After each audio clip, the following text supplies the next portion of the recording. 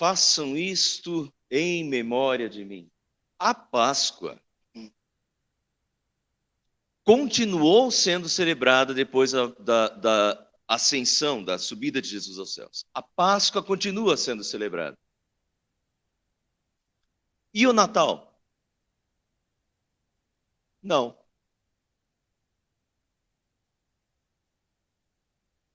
Não há nenhuma passagem bíblica que diga para a gente comemorar o Natal. Então, hoje, às vezes, o Natal se torna, e até para o comércio, a maior data do cristianismo, mas não é. A maior data do cristianismo é a Páscoa, né? Não o Natal.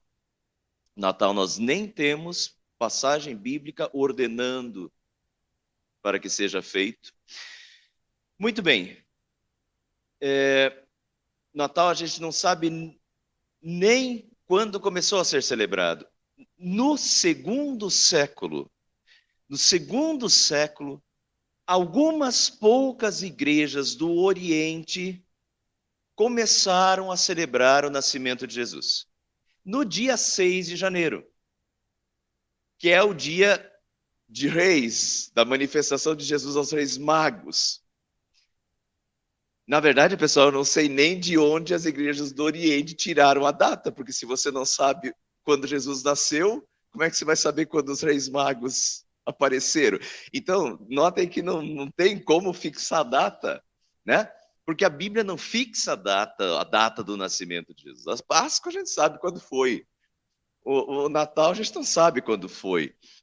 Então, no segundo século, começa devagarinho uma igreja ou outra a celebrar o nascimento de Jesus no dia 6 de janeiro. Em 330 depois de Cristo, o cristianismo era uma religião proibida nos primeiros 3 séculos. Em 330 depois de Cristo, Constantino, o imperador Constantino, se converte ao cristianismo e cristianiza o império. E em 354, o Papa Libério, então, cristianiza a data do dia 25 de dezembro.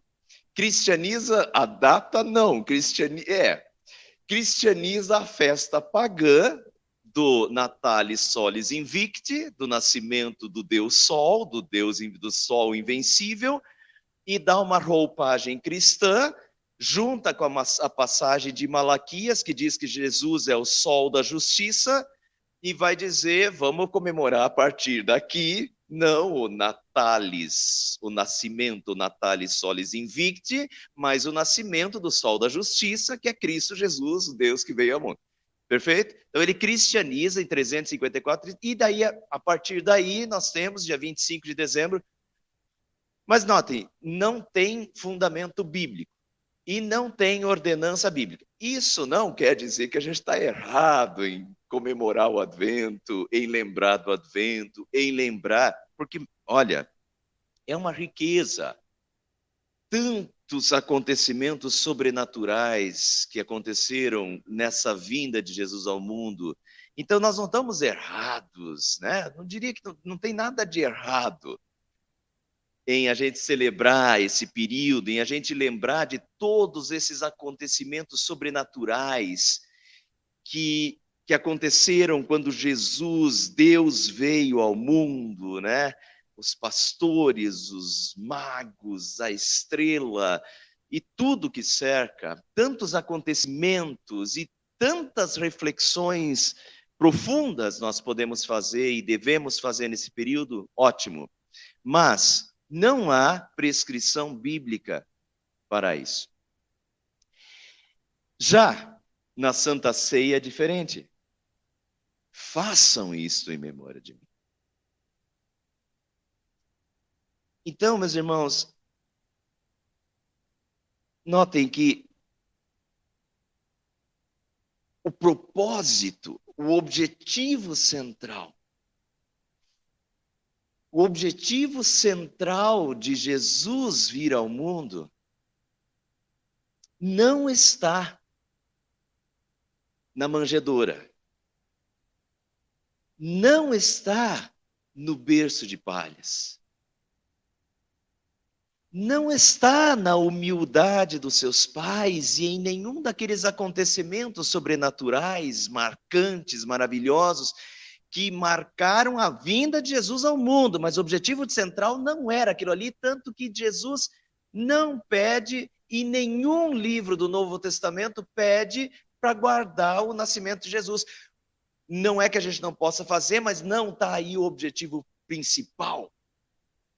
Onde está o objetivo principal? Né? Aqui, de certa forma, está o objetivo principal. O objetivo principal da vinda, do advento de Deus ao mundo. O objetivo principal era a nossa salvação. Era se encarnar, sim, e ele fez isso em Maria, mas é se encarnar. Qual é o objetivo da encarnação?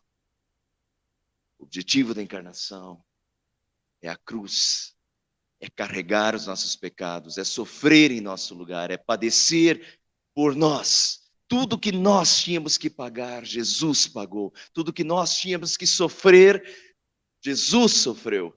Esse é o objetivo. Deus amou ao mundo de tal maneira que deu o seu Filho.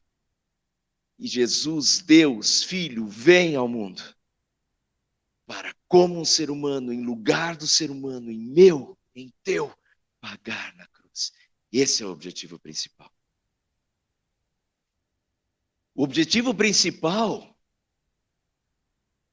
é ser o Cordeiro de Deus que tira o pecado do mundo. É isso que Isaías, o profeta Isaías, já profetizava, como um cordeiro, 700 anos antes, como um cordeiro mudo. Ele não abriu a sua boca. É isso que todos os sacrifícios do Antigo Testamento indicavam. Por que Deus aceitava um cordeiro para a remissão do pecado do pecador no Antigo Testamento? Por quê? Porque Deus, desde o jardim do Éden, virá aquele que esmagará a cabeça da serpente. E desde o jardim do Éden, Deus amou ao mundo de tal maneira que já tem em vista a vinda do Cordeiro divino, santo, para pagar por todos os pecados. E é só por isso que os cordeiros do Antigo Testamento tinham algum valor, não por eles, mas pelo Cordeiro que viria, o Cordeiro de Deus que tira o pecado do mundo. Então, meus irmãos, a Santa Ceia, fazei isto em memória de mim, de certa forma, Jesus está dizendo, olha, vocês podem esquecer até do meu nascimento, mas jamais esqueço o que eu fiz por vocês. A Santa Ceia é o resumo do primeiro advento de Cristo ao mundo. É o resumo da missão. É o resumo do amor. Isto é o meu corpo que é dado por vós. Isto é o meu sangue que é derramado por vós. Façam isto em memória de mim. Santa Ceia resume o primeiro advento. E resume todo o amor de Deus por nós. Essa semana nós estávamos assistindo, sexta-feira à noite, ou ontem à noite, nós estávamos assistindo o MasterChef Brasil. E daí, ontem eles estavam fazendo gastronomia molecular, cozinhando com a tecnologia molecular.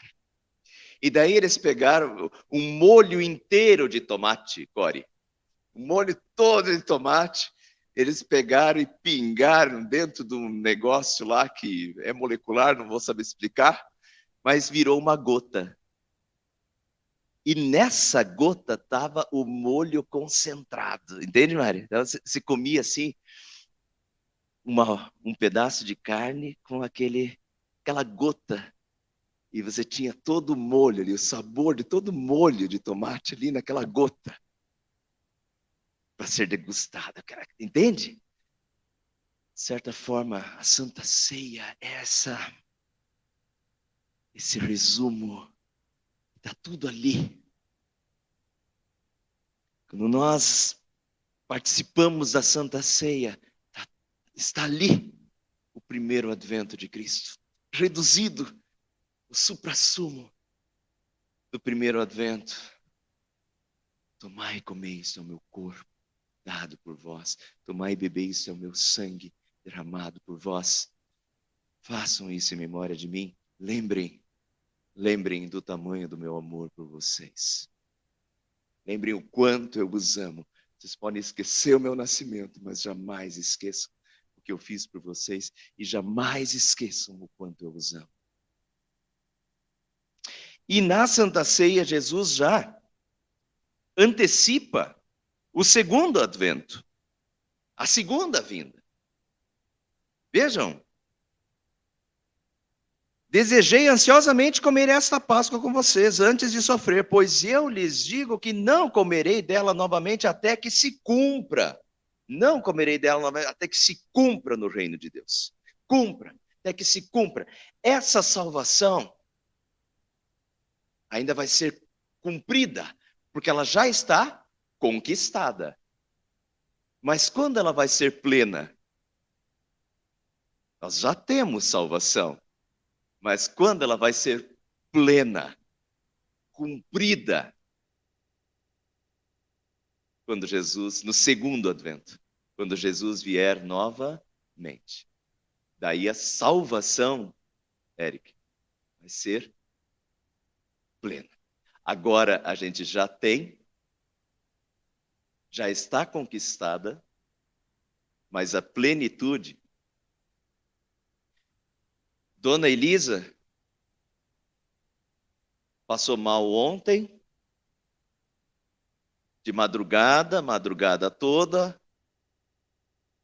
Hoje de manhã ela me passou uma mensagem que ela não ia poder tocar. Eu passei mensagem para o Léo para ver se o Léo podia socorrer. E daí a dona Elisa tomou um banho e heroicamente veio.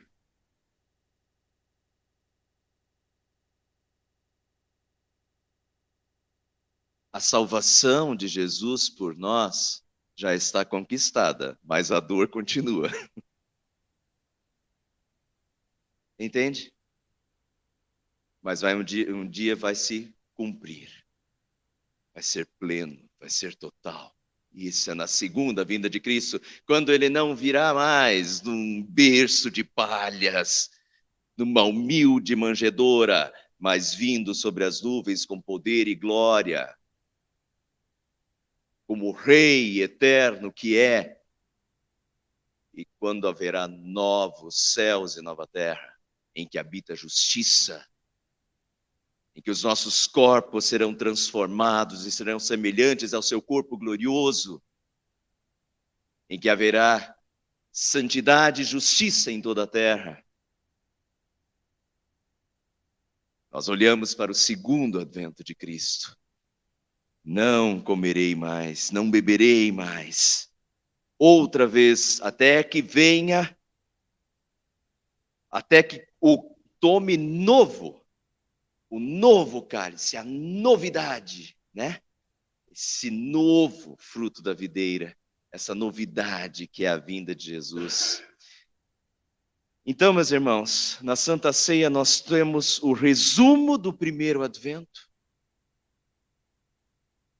Quando Jesus diz, eu vim. Eu vim para quê? Eu vim buscar e salvar o que estava perdido. Eu vim, advento, buscar e salvar o que estava perdido. E ele fez isso. Isto é o meu corpo, isto é o meu sangue, dado em favor de vós, para a remissão dos pecados. Sangue da nova aliança. E o segundo, mas eu não vou beber dele de novo, até que se cumpra até essa novidade, a esse novo reino. E, meus irmãos, enquanto a gente está aqui nesse primeiro advento, olhando para o segundo advento, a Santa Ceia é Jesus continua conosco. 1 Coríntios 10:16, o pão que partimos é a comunhão do corpo de Cristo. O cálice da bênção é a comunhão no sangue de Cristo. Comunhão. Jesus Cristo continua conosco. Assim como quando eles saíram do Egito, e durante todos os 40 anos até a terra prometida, Jesus lhes deu o maná para sustentar o seu povo, e Jesus esteve com eles durante todos aqueles 40 anos no deserto. Frio, calor, fome, sede, agruras. Jesus continua com o seu povo até o seu segundo advento. Continua conosco. O pão que partimos é a comunhão do corpo de Cristo. O cálice da bênção é isso. Nós continuamos nesse deserto, dessa vida imperfeita. Mas Jesus continua conosco no meio do deserto, como sempre esteve. Jesus continua conosco no meio do deserto, nos sustentando, nos amparando nas nossas deficiências, nas nossas enfermidades, nas nossas dores. Ele continua nos fortalecendo, nos amparando, nos sustentando, com braço forte e com mão estendida, até que, enfim, nós possamos estar e participar do segundo advento glorioso, do cumprimento da salvação eterna, né? Até lá, nós façam isso em memória de mim. Façam isso em memória de mim. E quando a gente faz isso em memória dele, a gente lembra de tudo isso. Que ele veio, que ele vem e que ele virá. Amém.